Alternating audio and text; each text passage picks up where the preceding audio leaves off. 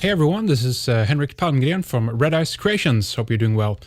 The Pirate Bay founder Gottfrid Svartholm Warg. I've been following his case. It's a very interesting one. He is currently awaiting trial in Denmark, and he is now being held in isolation or solitary confinement. And this is, of course, what a dangerous, violent, and aggressive criminal would be. So the question is why? Remember that Svartholm was extradited from Cambodia in August 2012 in a case that involved Swedish secret police who worked in cooperation with the police in Cambodia.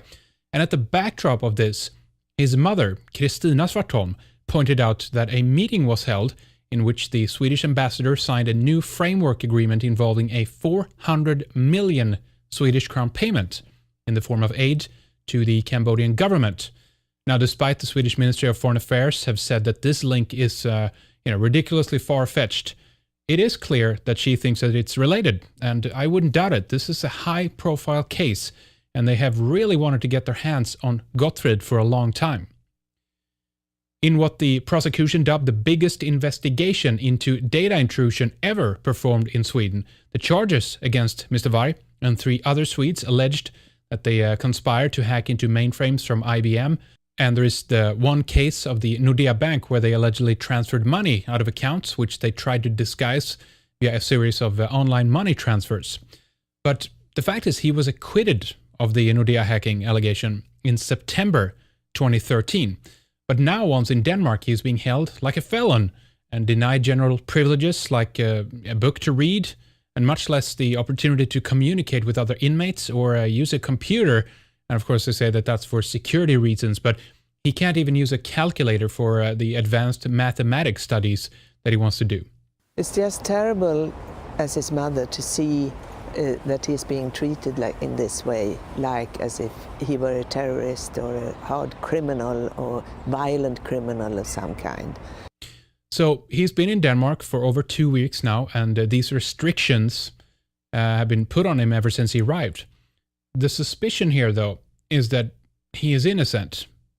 But this have been such a high-profile case both for Sweden and for Denmark, and the authorities have more or less been publicly shamed, and therefore they are doing everything they can to punish Gottfrid ahead of time.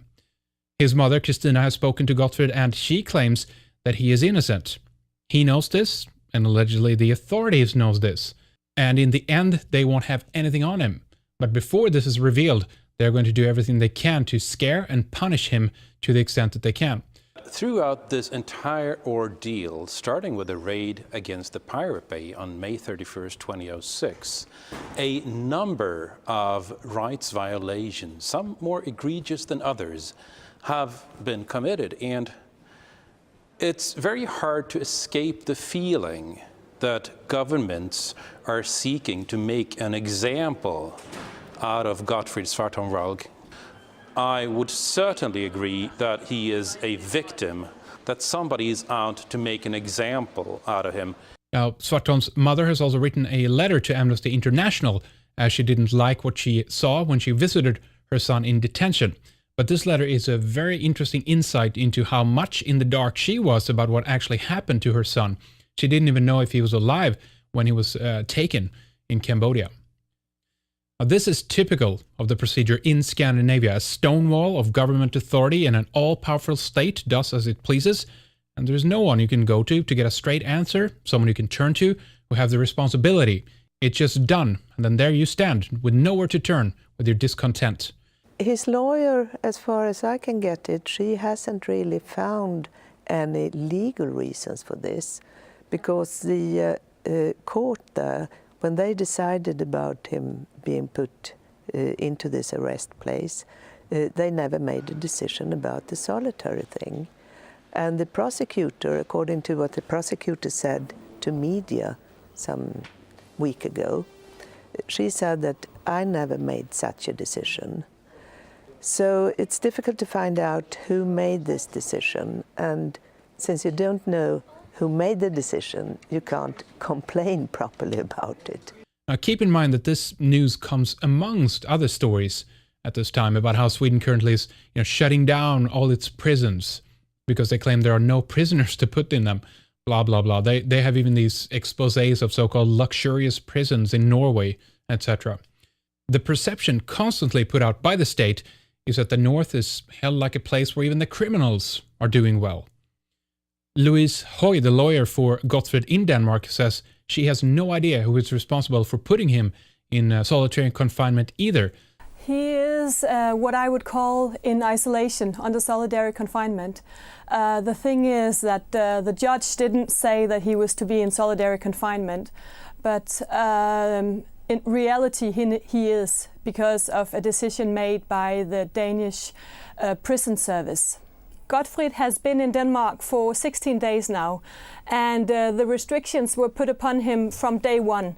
And 2 weeks ago I asked for a formal decision from the prison service so that I could actually tell my client what's going on. And I received what was, 3-4 sentences just stating that, referring to this section in the Danish legislation, he is to be put under special restrictions. And it was a big surprise to me, because normally these restrictions are only used if people are very violent towards other inmates.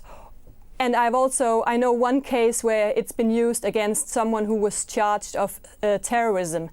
But for me, it was a big surprise that this was that they used these restrictions on Gottfrid. And a surprise to you that such a lack of clarity could really be happening in a modern democratic European country. Yes, I don't understand what's going on, to be honest. And I've been both a prosecutor many years ago, and I've been employed with the Ministry of Justice. And to be honest, these days I'm a bit embarrassed that they treat him this way. I don't understand why. And I guess it's because I can't find any reason, but I think it's because the case is just so extremely embarrassing for the Danish state that apparently they have to do everything in their power just to punish him in advance.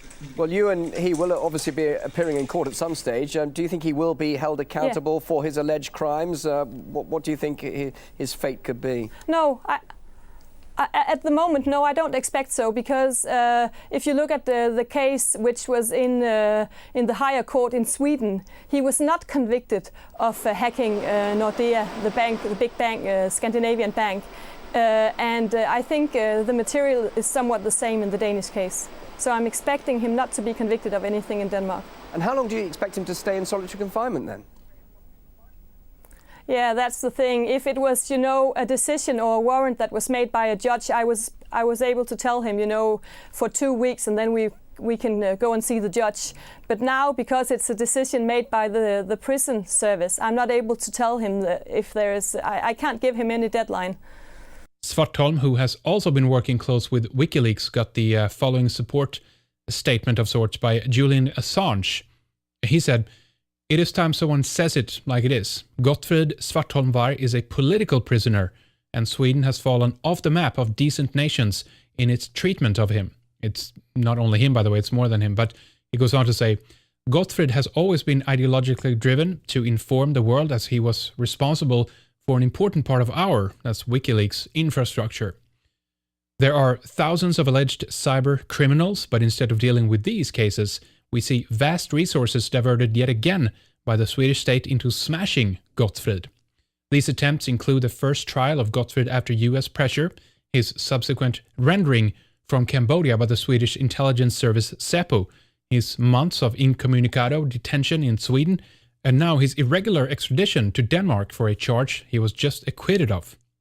He goes on to say, "What is going on is obvious to anyone who cares to look. Gottfrid is being treated differently from everyone else because the Swedish state perceives him to have mocked its security complex and the United States.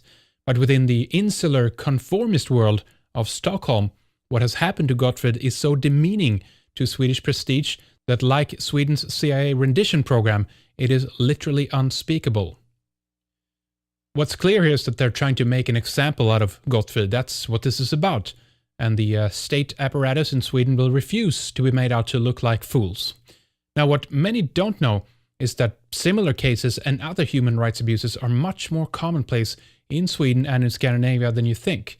We've covered just a few of them on our website, on our program, but it's just that you don't hear about these cases. It's just when it's a person who is known enough that some people both dare and bother to speak out and begin to spread the message through alternative media channels. Mind you that this is a high-profile case and the press in Sweden is more or less controlled by the state through subsidies. So while internationally Scandinavia pursues human rights abuses abroad, they refuse to acknowledge to look at what goes on actually inside of its own borders. Now, as for the Pirate Bay, the notorious torrent site that Svartholm founded with Fredrik Ney and Peter Sunde in 2003, it keeps relocating.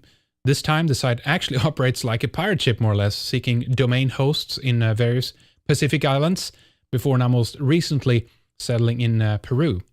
So keep these things in mind when you hear all the good things that you do in the press about Sweden and Scandinavia.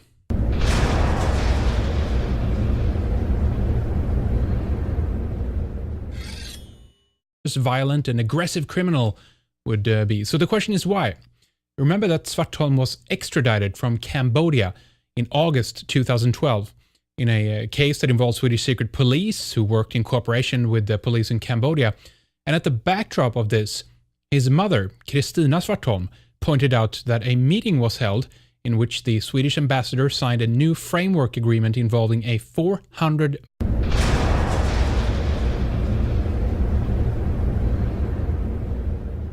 Hey everyone, this is Henrik Palmgren from Red Ice Creations. Hope you're doing well.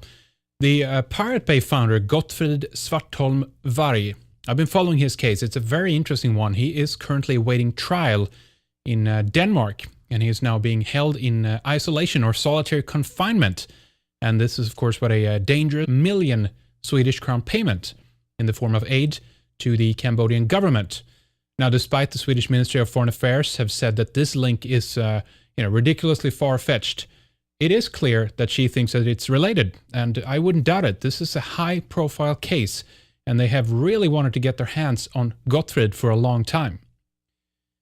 In what the prosecution dubbed the biggest investigation into Dawons in Denmark, he is being held like a felon and denied general privileges like a book to read, and much less the opportunity to communicate with other inmates or use a computer. And of course, they say that that's for security reasons, but he can't even use a calculator for the advanced mathematics studies that he wants to do.